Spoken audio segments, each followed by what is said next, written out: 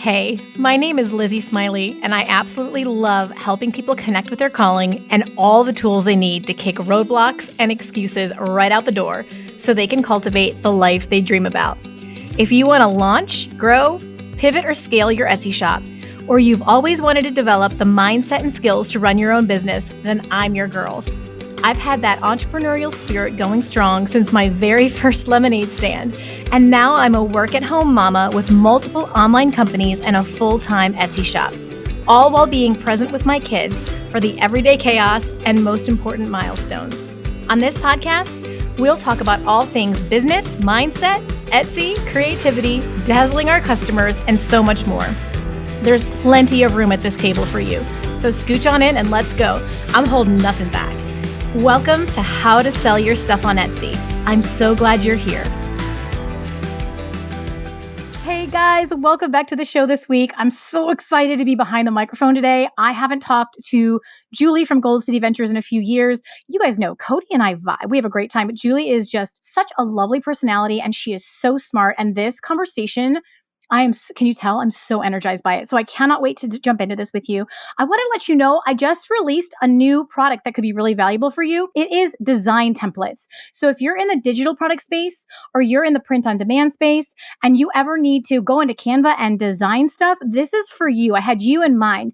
It's over 65 pages, and I'm going to continue to grow it as trends change of things like, here are the best fonts to use. Here's a bunch of design templates that will help you position things correctly and just make it so much easier. I'm literally using it daily for my own shops. Did I already say it's got fonts for all the different niches. It has elements for the different niches. It has trending patterns and styles, everything to just make your job easier.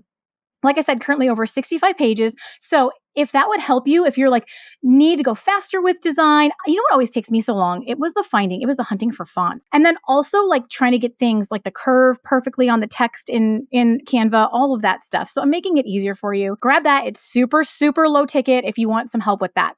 And then last week, we had our live AI coloring page workshop. Oh my gosh.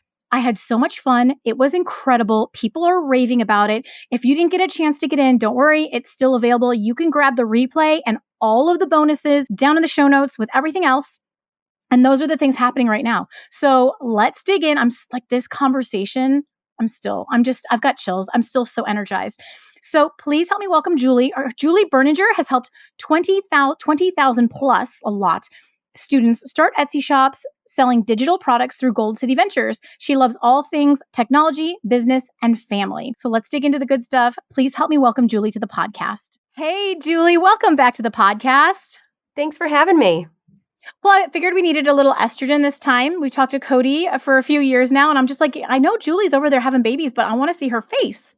Let's do it. Like I said, on to baby number 3 now, due in September, but I'm doing well, making it through. You're amazing. I do not know how. I am overwhelmed with my 2-year-old toddler. So the fact that you're let's go for number 3, you win. Yeah, sometimes I'm I think I'm crazy, but we're doing this and I'm excited. I think it's so worth it. And then eventually they hit 5 and it's smooth sailing. Yes, exactly. She says from a complete ignorant, whatever. My daughter's 10. Haven't hit 13 yet. So all of you can email me and tell me how crazy and wrong I am. Okay, listen, Julie, I've got to start with this, I think, burning question for a lot of people. I want to know, this is so unique to you. Of all of the digital product possibilities, with Etsy, there's so many. Why do you say printables are the best? Why is that your go-to? Okay, there are 2 reasons. One is that when people are trying to make a side hustle that they can fit in maybe in 4 hours a week max, 2 or 4 hours, it's hard to make a competitive, very complex product. I mean, we all have heard that Google Sheets and Notion and all of these other cool digital products, maybe you can sell them for over $10 per pop on Etsy. Yes, that's true. But it will take hours and hours and hours probably to make something that is good enough to be competitive and a bestseller. Yet, there are these very simple printables, and we're going to talk about them some today, for example, a bucket list printable. There's a summer bucket list I was looking at, and someone just put 12 random clip arts of a beach umbrella and a mountain for a hike, and you check off as you go along this summer and all your different bucket list items. That thing probably took someone 30 minutes to make in Canva. Yet it's sold over $1,000 estimated, Insight Factory told me, in revenue in it's the last 7 days or something crazy. What my point is that if you're just starting out, a simple printable is easier for you to make. You can pivot faster. You can get more listings up on Etsy. And then you are increasing the potential dollars you can make with the limited amount of time that you have. I wonder, like, for a super beginner who's not coming in with like kind of any design skills, doesn't necessarily have the eye. I have noticed like people who have the eye, like their home is very curated and decorated, or their wardrobe is very curated. I feel like those people, teachers too, come in with maybe a slight advantage when it comes to like design. But when you think of printables, sometimes it requires, would you agree, it requires less aesthetic strengths to begin with? The simple printables do, and the seasonal printables that we tend to push people towards do. Now, if you come in and you're like, oh, I want to make something for someone in the beauty small business niche, they're not going to be okay with really gaudy stuff because if, Yep. let's say that they wax eyebrows, a person walking into their studio will think, you're going to remove my eyebrows. Like, this thing is so ugly, I'm terrified. So I would say stay away from some of those high stakes niches. Wedding is obviously one. But there are people that they come in with that look and that design skill set and they can jump right to those more competitive niches. But I would say the majority of people, they don't even have to do that. Like we have people that have 25,000 sales on Etsy. Sasha, one of our main coaches, is a perfect example. And she does simple printables. She's not necessarily doing anything that's Picasso level printables, but she's crushing it. I also want to encourage people, like, so just for the record, I don't have an eye. At all. I came in with like I literally cannot pair two things together. I have grown and developed that skill. It's taken a few years for me. So we all start kind of at a different level. But I literally just the other day went in for a what do you call, like a color consult, where they told me what colors to wear and not wear. Like they tell you, oh, you're a spring or you're a winter or you're a whatever. I'm a summer, by the way. I'm a dark brown summer. But I still kind of need some of that. But I have noticed as I have designed more and more over the years, like I just want to encourage people. It's a skill you can develop. But like, so tell me more, Julie, about what kind of products would printables include? So things like bucket lists, like because you were kind of going into the beauty. What would that even look like? So you could, for example, make social media templates, and we're Oh calling yeah. those printables. They're technically Okay. digital products. They're Canva templates. So what we incorporate in our world is anything made in Canva, including both non-editable and editable files. Although I will say Canva just recently rolled out a change where you have to have Canva Pro to make an editable template, which is a little bit of a bummer. I mean, I've been paying for Canva Pro for a while. I really think it's worth it if someone is serious I about this do. side hustle, but it's a little bit of a change because for years we had access to the free stuff. Guys, my dog is making an appearance today. I apologize. He'll chill out in a few minutes. Like literally segue side note. Last night saw our first rattlesnake here on our farm. I had to kill it. And so I'm like not letting the dog, like I'm like watching the dogs like a hawk until we establish there's not like a nest in the yard. So a little bit different happening today. Okay. I think that's so interesting. And I love to know that you're expanding. It's really also including templates. So like, what's amazing to me, and I don't necessarily suggest that people go into wall art, but the way that you guys teach like holidays and seasonal stuff, when I'm in there like playing on Everbee, I'm looking at some of the top designs. They're like newer shops selling, like some AI wall art specific to a holiday. Like for Easter, there've been some really amazing ones. And like that to me, like what a smooth way to transition into it and not have like an enormous workload. No, I mean, the ghost in the bathtub wall art was the Yes. big breakout. I don't know if you remember that around August, Yes. September last year. And they were using Midjourney and they were making competitors to that. And I'm sure now there's probably an Easter bunny brushing his teeth. What was the Oh art yeah. that you saw? Oh yeah. And there's a lot of like more like faith-based that I'm seeing, Okay. like a lot of resurrection kind of image, but like very, very beautiful watercolor, vintage feeling, really, really, really interesting stuff. But I love like just printables expands, there's so many possibilities.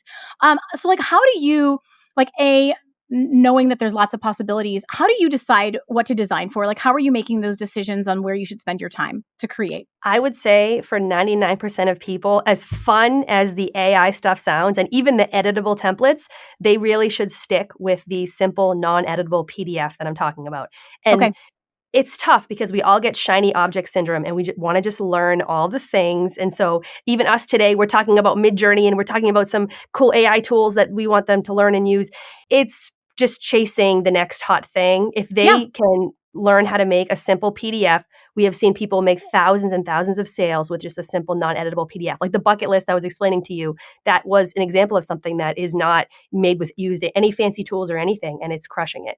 So I would say for the majority of people, unless, and for us, like the marker is 100 sales on Etsy. Once you hit 100 sales on Etsy, you've proven to yourself that you kind of get it. Like you're starting to get it, and you're moving on to, okay, now it's time. Maybe you can experiment.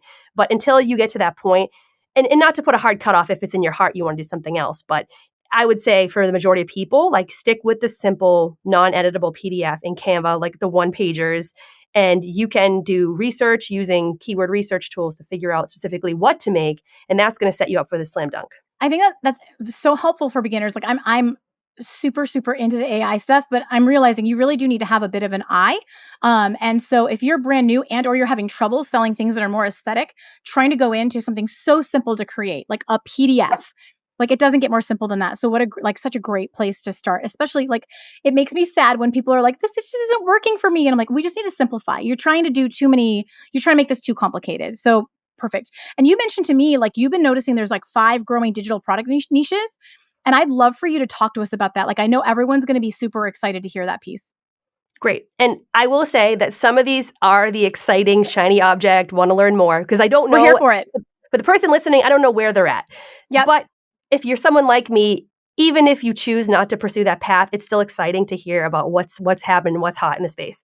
Okay, so the first one we're going to talk about, for anyone that's crafty and you're craft-loving people out there, the crochet patterns, they're big again this year. They've been big for years. I'm sure you know, Lizzie, you've heard people sell in the crochet space. I even tried to pick up crochet the last couple of years. You did not. I have bought so many kits that have sat in my closet, and you just open it and you're like, oh, do I have time for this? And you're excited. But it's huge. And I can't even tell you, I'm someone that's a blogger too, and I have access to the top blogs who are getting the most traffic, and it's the crochet blogs that are just crushing it right now. It's insane.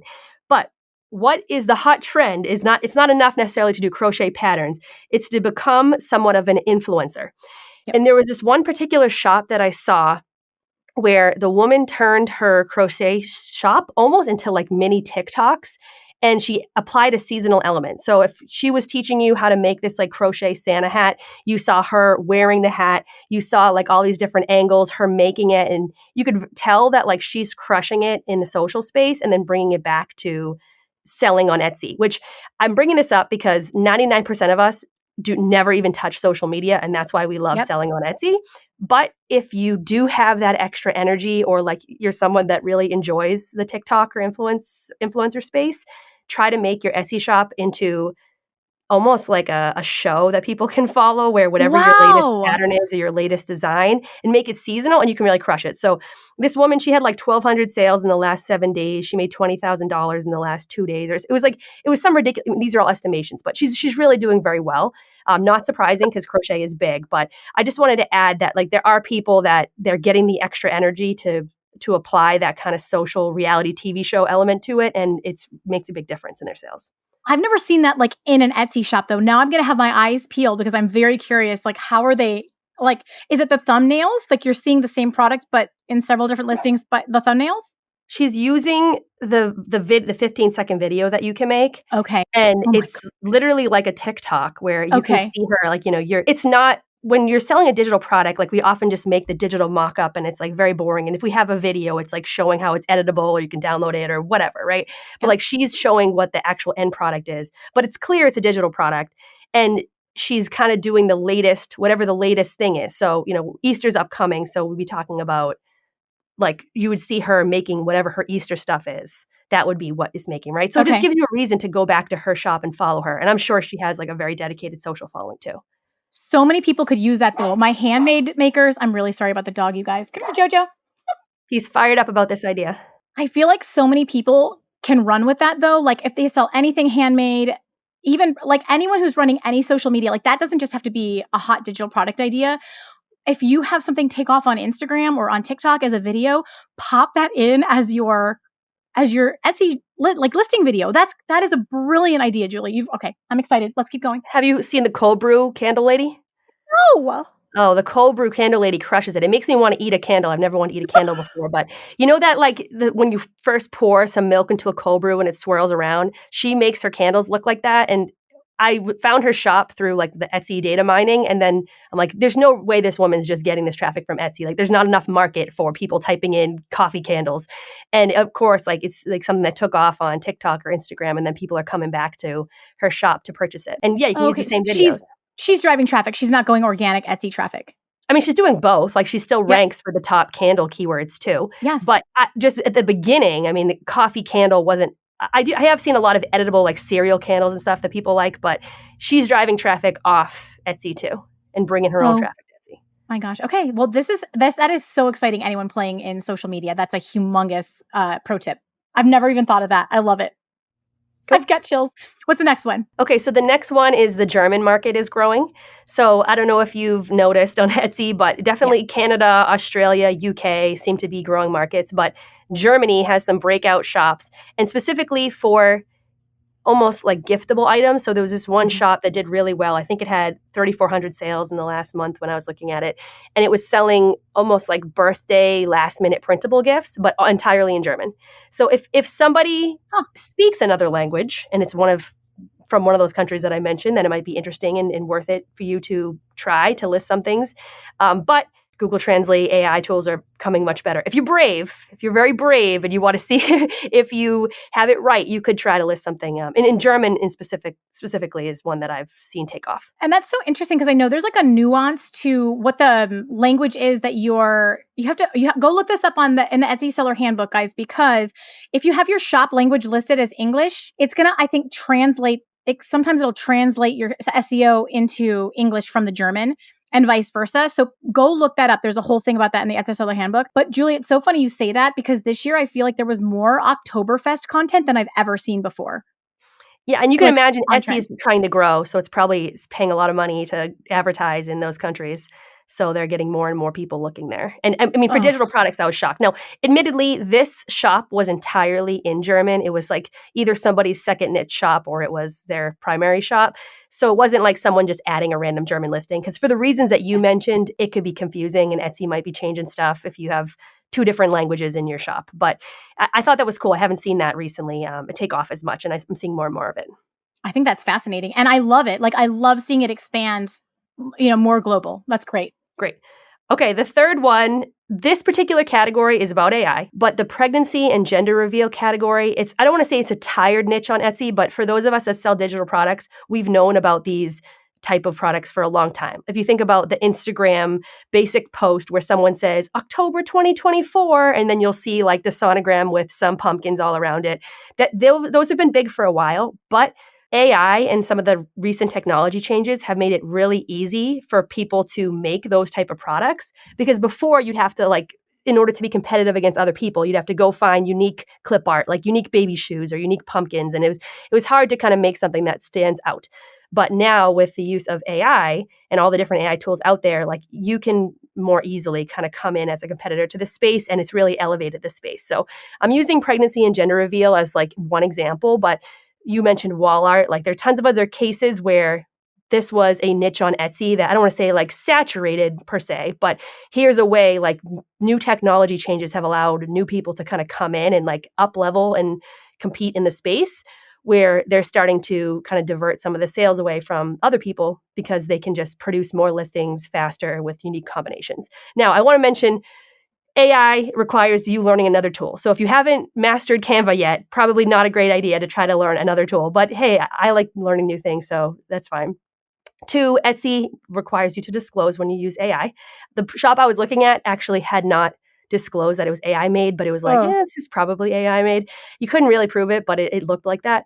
And then 3, like Etsy's really, they don't want to be just like a junk factory because the higher quality all the products are, the more sales we all can make because we have customer trust. So just be careful when you are using AI that everything you're putting there is something that you're like proud of and you'd be comfortable with. You're not just like, because I can put up 50 listings in one day, doesn't mean that you should do that. You'd probably get hit with like a spam thing anyway and get like a temporary suspension or something. Yeah, I mean, they're really suspension happy, so it's not worth it. But there's just like just a huge opportunity with incorporating AI. And even if you don't want to do like a whole AI whole thing, you can do like just AI clip art or something, and that could help you make your stuff stand out. We've been talking about that a ton. That was a shop that I launched end of last year that did very well right off the bat. And I am not a good designer naturally. So AI, Midjourney, and Ideogram have really changed the game for me because I can't sit down and draw something or graphic design something. But if I can pair my skills that I do have with some AI elements, I can really create, like I could sell a lot of PNGs, whereas before it wouldn't have been an option for me. So we talk about that a lot around here. And I think that there are, like you've said, it's opened up possibilities for people. Yeah, totally. Okay, the fourth one. So this is not necessarily a change, but I just want to mention that like seasonal products are still crushing, and it's our number one recommended go-to for anybody who is coming in. And I don't want to even say newer, because some people are like, oh, it's just for new people. But to be honest, like it doesn't take that much to be in the top 1% of Etsy sellers. Like once you get a couple thousand sales, next thing you know, you're in the higher echelon. So the majority of sellers actually, they're still in this category where seasonal printables and like chasing the holidays is still a fantastic option and maybe one of the better ones. So this one particular shop I was looking at, it had like 1,300 sales over 2 days. And it was just crushing it with those simple seasonal PDFs. So they're there, they're here to stay. And more as consumer shopping patterns change and have changed, we're not going out and getting in the car and like getting stuff as much as we did in prior generations. Like we're just staying at home and doing it last minute because we're overwhelmed, and we're just printing things. So before every holiday, day before, week before every holiday, that's when you can really pick up some of those like last minute sales. And we've seen almost 25,000 people at this point go through our ePrintables course. And the ones that are hitting our 100 sales marker faster, 100 sales club, they sell seasonal printables. So it's just like over time, it just reinforces belief that that's probably the best thing for a seller that is starting out, or even one that has 20,000 sales on Etsy. It's the way to make money on Etsy with digital products. I think the key, like seasonal is phenomenal for those quick impact sales. And the more that you can trend combine. So like if Easter's coming up and you don't just do a little Easter bunny, although that's adorable, maybe bring in some of the toile de joie, like that kind of indigo blue monochromatic floral pattern, like bringing in some coquette, bringing in some, like even bringing in like a skeleton rabbit probably would do well as you trend combine. Like I think I was so anti-holiday before, Julie. I'm saying this to like out myself because I'm just like, oh, it's not evergreen and just gonna, and then that was literally how my shop broke out. Was I trend combined into a holiday and boom. And I'm just like, well, should have listened to Julie and Cody from the start because they know where it's at. So huge opportunities. And it's funny you mentioned goth. Like we'll have people come in and they want to sell Christmas tags, like gift tags, which those are huge. They're big sellers on Etsy, right? But you need to know what is hot and what people are looking for. And for whatever reason, like gothic skeletons have been big the last couple of years. So like Christmas gothic skeleton tags are one that, that's not the whole market for gift tags. But if you can try to find and understand like what's popular, what aesthetics people like, you could really do well in that space. Who would have thought? And I think like with seasonal products at the end of the day, like if you see the top sellers, they're going to be making second and third shops that are very niche specific, and they know exactly, they're picking the right niche from the beginning, and they know exactly what they're doing. The majority of people are not there. And what is beautiful about a seasonal product is that you get that feedback through that season of, did I know what I was doing or not fast enough? Like you just, because the volume is there, it's like all the rush of people, did it work or not? And if it doesn't work for a particular holiday, then you can go to the drawing board and go find communities like yours or mine where you can say, hey, like what happened here? I put 4 listings up for Easter, none of them sold. Like why? And the experts can tell you, here's why it's not selling, and then you can readjust that. Whereas some of the evergreen niches, they're just not enough volume for you to really get, like when you're newer, to kind of get that quick feedback. So that's why I think, after 12 calendar months of seasonal products, like you've almost trained yourself to kind of be ready to go on. And you can find evergreen then, or you can just continue with seasonal if you want to scale. Are you a print-on-demand or digital product Etsy seller who's tight on time or still learning all of the Etsy secrets? I totally remember the days of having no idea what product to create next before I learned how to make those informed decisions so I can really identify with where you're at. I know how stressful and frustrating it can be to just create listing after listing and see little to no results. You wonder what you're doing wrong, and you just want someone to tell you what to create that's actually going to sell. Where are those opportunities? So let me give you a leg up with my weekly trends and opportunities report. You just join my membership, and every Monday, I'm going to send you an email with a list of exactly what is trending right now with a video tutorial showing you how I found those trends and how to apply them in your shop. We're taking guesswork and extensive time off of your table. I'm also going to send you 5 print-on-demand and digital product opportunities that are growing in demand right now, helping new shops make sales and still have very low saturation in the marketplace. So your tight schedule, your newbie status doesn't have to hold you back anymore. I'm going to help you earn while you learn. You can grab my free demo to start and see an example of what the weekly trends and opportunities email looks like right from the show notes. See what you're going to get, and I will see you on the inside soon. I feel like when I do something evergreen, it'll hit, but it'll hit a lot later. It'll take like 4 to 6 weeks. If I do something like seasonal that's coming up in the next 30, 60 days, it can hit within the day, if not, the week or for sure the month. It feels like it's faster. I wanted to give like a little hot tip. Like we talk about these things that are trending right now. I'm noticing this is what we're talking about in the weekly trend report is how to apply kind of quilted fabrics, like very grand millennial quilted fabrics. Like how could you bring that into Mother's Day? How could you bring that into Easter? Better yet, thinking forward, like what crazy thing could you do to bring that in for summer? So I just wanted to drop that one because I'm just seeing it really like show up in all the different ways. Are you seeing that, Julie? That kind of quilted look? Are you Quilted fabric? seeing it in the digital products or are you seeing it in like print on demand and Yes, handmade? both. In the like, what's an example of like seeing it in a digital product? So a really big one we're seeing, I think it's a little bit Easter themed, is you'll see 4 different, it's like a square PNG, and there's 4 different pieces of fabric that are just squares, and then it'll say like amen. So there's an A in the first corner, an M in the second corner, an E in the bottom left, and an N in the bottom right. I had that right? Yeah. And then they'll actually put like a coquette bow in the middle. So it's pulling together like the Easter trend with the coquette trend with the grand millennial quilted trend. So like that would be an example. I think that's a perfect example of, as you said, the trend combining, which can help you stand out. You don't need to do this to sell on digital products, but if you're in a space that already has like a lot of competition and you want to get on page 1, like if you can catch somebody's eye in page 1. And like in a simple example, the retro groovy font, when that was huge. Yes. Like in the digital product space, most digital product sellers for the holidays and such would not be incorporating that. But when that started becoming big, the listings that did incorporate what people were hoping to see, like they were able to come into a very crowded page 1 and get those clicks. Yep. And if you don't get the clicks because you don't get the eyeballs because you're not standing out, you're looking too much like everyone else, that's a way to, waste your time and get buried on like page 3 and 4. So I love that idea of like combining. So where for that particular thing, like just if somebody's not up on TikTok or Instagram, like where are you seeing that the quilting like vibe is what people are looking for? Okay, again, this is where I told you I don't have an eye. I also, when I first started on Etsy years ago, was not good at paying attention to trends. And that worked out okay because I was just in farmhouse signs.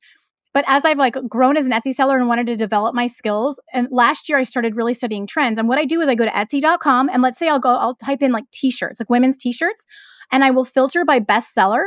And I will study like the first several pages to see what, like the things that are flying off the shelves, what are the commonalities that we're seeing in trends. So like you brought up groovy fonts, which is a really good one. And that one's very much phasing out.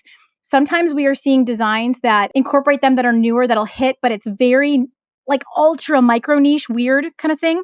Right now, it's all about the doodle fonts. So it'll look a little bit sketchy and doodle.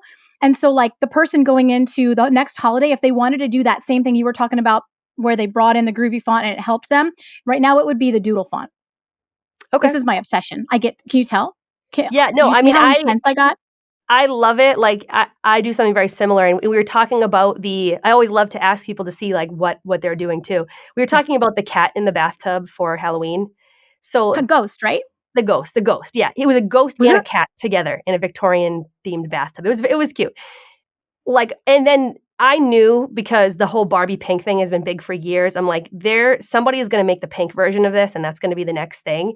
And I made one, but like I just didn't have the time to list it. And then that took off and I was so mad at myself. So I just want to mention that for people, like just because something isn't a bestseller yet doesn't mean that it's not going to be. Like if you have that knowledge with the trend combining, if you could jump ahead and be the next person to provide the thing that someone's looking for, they don't even know it's not even there yet, that could be another way to like break into a crowded page 1. you have to give it time. Like, I'm so glad you said that, Julie. And I know this is me that we go off the reservation.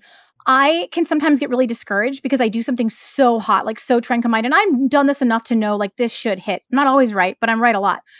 And so that new brushstroke trend where there are those like swatches of, have you seen these? I'm more in the PNG space, in the print on demand, but like, it's like 4 swatches that look like torn paper that are like brushstrokey. And then pictures are basically like a Canva frame, like inserted into them to create an image. I saw that hit, like it was like a month or two ago. Now it's everywhere, but then it was just starting to hit. There were just a couple bestsellers. I took it into a micro niche, and it took 6 weeks for that thing to take off, and now it's a bestseller. So you have to trust yourself, and you have to also not be so attached to the results of like looking for that immediate feedback on whether or not this listing is working. I think when you're playing in the trends. Yeah, I was too ahead. If you're newer, it could be a little dangerous. Like, so as part of our course, we have a companion Facebook group where we have so good. 4,000 plus people in there. And so we have people posting, and sometimes I'll see they're going too far. Like, page 1 is a certain way for a certain reason, and then we're going the complete, like, and they're like, oh, I'm trying to make something new, and it just isn't a thing. Like, yeah, too creative. This happens a lot with St. Patrick's Day, and it's like we're just missing the big picture where when was the last time anyone gifted you anything for St. Patrick's Day? Like, it's just, gifting is just like not a thing like it is for the other holidays there. And maybe in some situations, maybe like a little bit of teacher gifts, but just the volume is not going to be there. Whereas St. Patrick's Day, like what tends to be the big sellers are more like kids' activities. Leprechaun traps were really big this year, which I know because my own kid was coming home and talking about leaving leprechaun traps. So when I see people try to go too far and then they forget to pause and be like, okay, wait, is this actually a thing? Like, yes, I combined trends, I made this thing, but now it's totally new. And the buyer, there's just like no buyer that's looking for the thing that I just made. Yes. And it's not a cultural event, or it's not a thing in society yet. You can really take it too far. So I just want to mention, like, definitely put that double check, that double, like, hey, is this a thing, before you spend all the time. I agree. I think St. Patrick's Day is way overdone a lot of times. Like, we shouldn't be spending as much time there as we often are. I took us super far off. Julie, do you want to hit number 5? Okay, number 5, the last one. I just want to mention that there are the shops that are coming up that are just one season. And when I discovered this, I'm like, this is so genius. Oh, this person. So this one shop, it got 11,000 sales in December. It was its first, I think it was listed like December 1st, and then it somehow made 11,000 sales in a month. And they were all just like simple red and green printables, like kids' activities, but all the Christmas printables. And they had a lot of listings. So it's kind of curious. I'm like, is this somebody's like junk bin listings of all, like they just like took the Christmas out of their other shop and put it in this second shop? And, you can't have the same listing in 2 shops, but it just, this person had a massive amount for only Christmas, and they clearly crushed it. And it was like probably the perfect blend of, once they started getting momentum and they got more bestsellers. And I mean, imagine just a whole shop of bestsellers because you only sell Christmas stuff in December. Now, when I was just looking recently, they made like no sales in the last 7 days. So they're not crushing it year round. It's not quite like, people are buying Christmas stuff every day, although they will buy stuff off of Christmas. But I've never seen anything like that. I kind of wonder, I feel like Halloween might be big enough for it. Yes. Oh, yeah. It's bigger than Christmas almost, I think. Yes. But not again, like, you shouldn't have a whole St. Patrick's Day themed shop. That's a little bit nuts. But I've never seen 4th anything of July, like that. maybe not. Like, yeah, it just kind of blew my mind. And typically, I mean, we recommend that people get started with one shop. And like, we've seen people with thousands and thousands of sales in just one shop. It's easier to maintain one shop. But if you are someone that likes to experiment, maybe that's an idea for someone to think about as they go into the holiday season this year. why do you think that worked so well, Julie, in that just to go like hard Christmas? And when you say a lot of listings, was it like hundreds or thousands, do you think? Do you remember? It wasn't thousands. It was hundreds. It was probably like 200. It was more than what the average person could make in their first 30 days on Etsy. So it was definitely a more experienced seller that listed the items, but it wasn't like, all AI generated crazy amount. And they were using simple PDF printables. It wasn't like super editable or AI generated or anything. So I would say it worked because the percentage of their listings that were doing well and got lots of traffic out of their whole shop was like really high at that time. And they didn't have any, I like to sleuth and see like, oh, did this person have social or anything? And there wasn't anything like that I discovered. It was purely a Christmas pop-up shop. It was cool. I wonder if they were testing it against their well, you technically can't have the same listing in more than one shop, but I wonder if they were testing, well, either they were breaking that rule or they were testing, they'd like taken them out, like you said, and they were testing to see how it compared against last Christmas with the same stuff in it.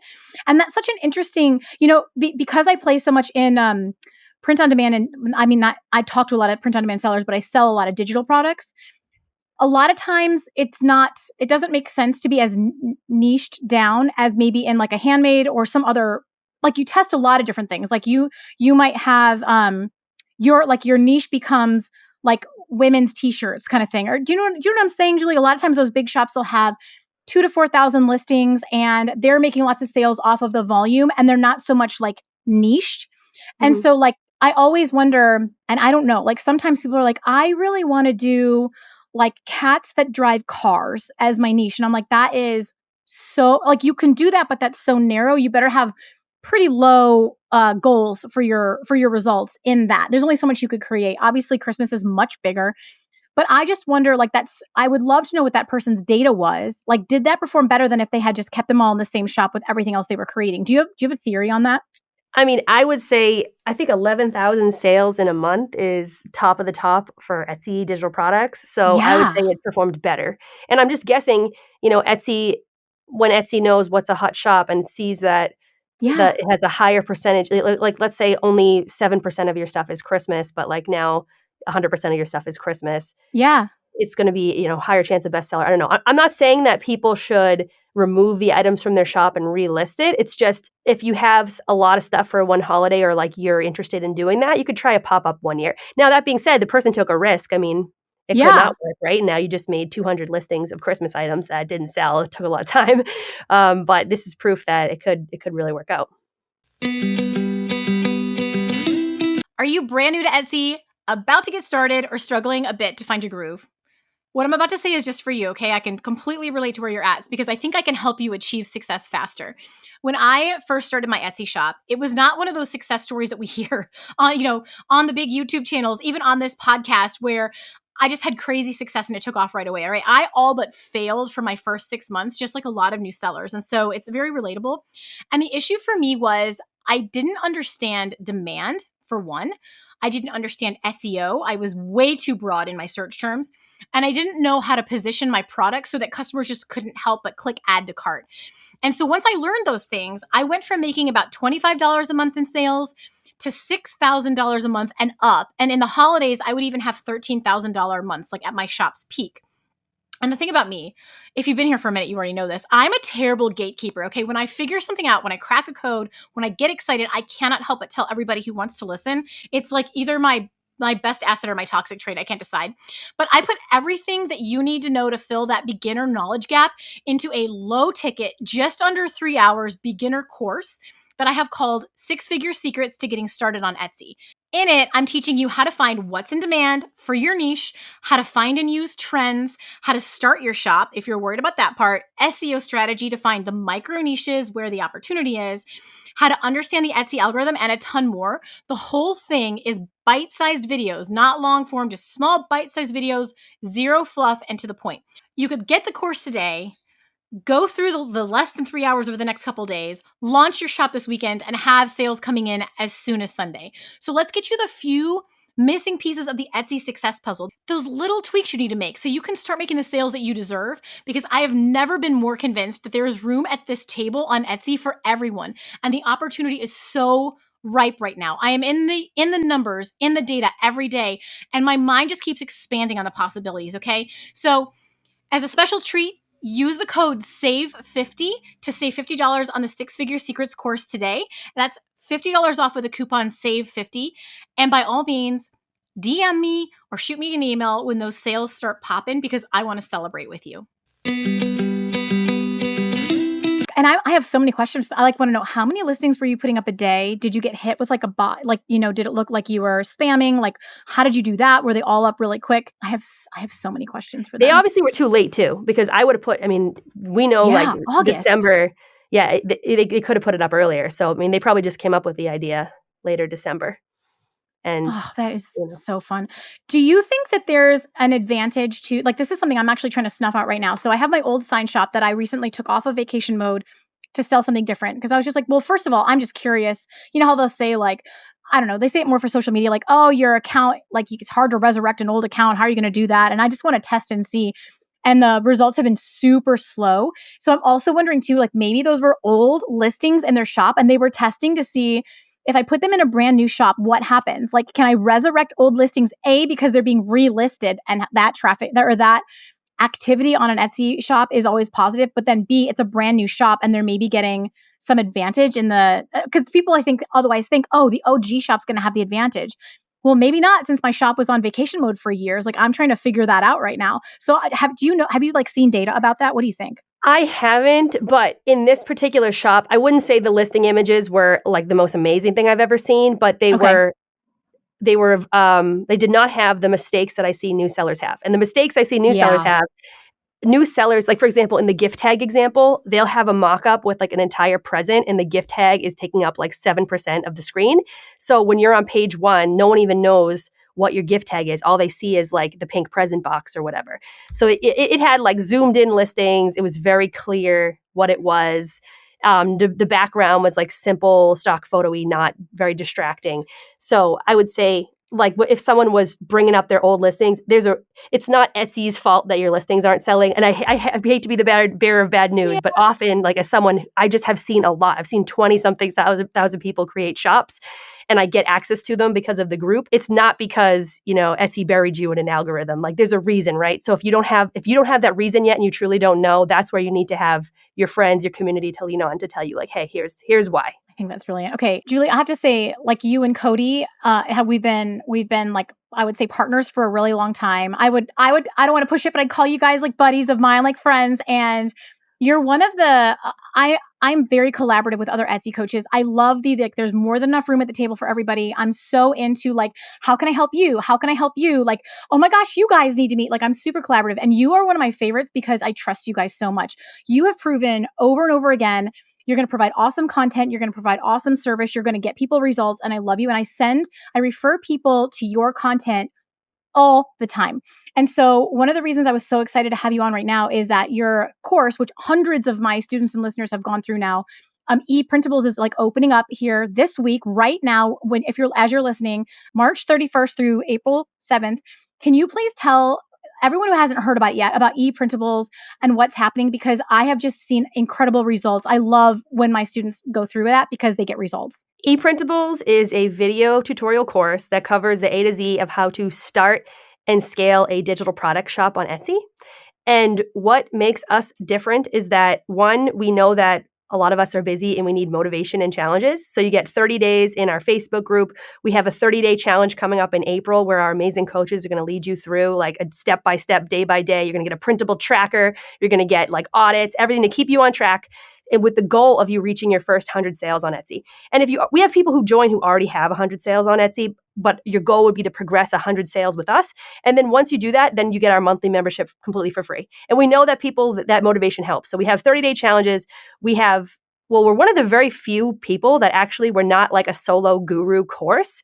There's Cody and I, and then we hired 6 Etsy coaches, and we're always scouting for the best of the best. I find them on podcasts and I invite them to come. We talked about Emily, who's been on your show before. Yep. She is incredible. She has like 500,000 sales on Etsy in her first 2 years. We find people like her, or we've grown them through our program, and they come and they coach for us. And they're the people in the group that are giving you feedback and audits along with Cody and I. So you're getting not just the perspective of Cody's shop and my shop, you're getting the perspective of 5 or 6 other people who you have to have at least like 5,000 sales for us to consider you as a coach. And then you're also getting the community of all these sellers that they have thousands of sales on Etsy that are still with us. So I would say maybe the group and like getting the holistic feedback is what kind of sets ePrintables apart from the other courses. It's like exponential value. So I trust you guys. I love the course. I highly recommend it. You guys, there's going to be a link down in the show notes where you can go ahead and you want to get in there while the doors are open. It's open for 7 days. So don't wait on this. This is one of those times where you need to go click. And if you're hearing this after the fact, I will also link one of their free workshops. And so you can start to get a taste of what they do and go through their free workshop down below if you're hearing about this after April 7th. And then down the road, you'll be able to join them in ePrintables if it's like right up your alley. Am I missing anything, Julie? No, I mean, I'd be pumped to help. And Cody and I are very data-driven people. So we have looked at what works. Like I mentioned, we have a lot of students who take this and what gets somebody to 100 sales, what gets them to 1,000 sales. And we update the curriculum and the course feedback and the group feedback to kind of get people where they need to be. So we take it very, very seriously. It's not like one day I just woke up and decided I was going to be an influencer on an Etsy or whatever. Like we take it like really seriously, and we want to help you get to where you want to go. So that's our goal. And where are the best places for people to find you and connect if they want to follow going forward? If they go to Gold City Ventures, GOLDCityVentures.com, then that's where you can get our information. And definitely check out the links that Lizzie has below, though, because that's our free workshop where you can get to know Cody and I a little better, our stories, and some examples and case studies of students that have done really well on Etsy. Okay, well, I've just had the best time. Like, no shade to Cody. I love it in pieces, and he talks faster than me. I don't even know how that's possible. But, like, I'm so, like, this was an awesome convo, Julie. Thank you so much. I love chatting with you, Lizzie. Let's not make it, go years before we catch up again. Yeah. Well, maybe we go every other or something, because this was packed. Like, I love it when I sit here and I learn something too. Like, that's just the best. Yeah, I feel okay. Well, we're going to be thinking about you as you go forward and have this baby, and you are always in our thoughts and prayers, and we're so grateful for you. So thank you, Julie. Thank you to everyone who listened today. We're so glad you hung out and sipped your coffee alongside us. And so until next week, y'all, go make something awesome. I love you guys. Bye-bye. And that's a wrap on this episode of How to Sell Your Stuff on Etsy. Thanks so much for hanging out with me today. If you're looking for more resources, head on over to howtosellyourstuff.com, where you'll find podcast show notes, all the links from today's episode, the blog, courses, coaching, and more.